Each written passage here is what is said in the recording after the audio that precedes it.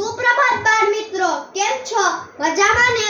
આજે હું હાસ્ય કવિતા પ્રસ્તુત કરીશ. જેના પાઠનું નામ છે કિસ્સામાં પહેલવાર. હા, તો આ કવિતાનું નામ છે એક ચણો ખાડામાં પડ્યો. તો ચાલો સાંભળીએ.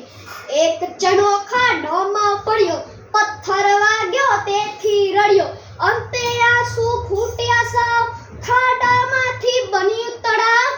ચણો તળાવમાં પલળી ગયો તેથી જબરો જાડો થયો, ફરફરતી મૂછ ઉગી એક અને ચણાએ મારી ઠેક. તાવ ચડાવે મૂછે ચણો, મલક મલક મલકાતો ઘણો, પછી કહે કે હું બળવાન, ફૂંક મારું તો પડે વિમાન, ફૂંક મારું તો પડે વિમાન. વાઘ તો ઉંદર જેવો છે, સિંહ છછુંદર જેવો છે, પહેલવાન હું પાકો છું, હાથીડાનો તાકો છું. એ વાઘમાં એક ચકલી છે, ફરફર કરતી આવી જી, રાજી રાજી ઘણી થઈ, ચકલી ચાણો ચણી ગઈ. આ કવિનું નામ છે રમેશ પારેખ. ધન્યવાદ.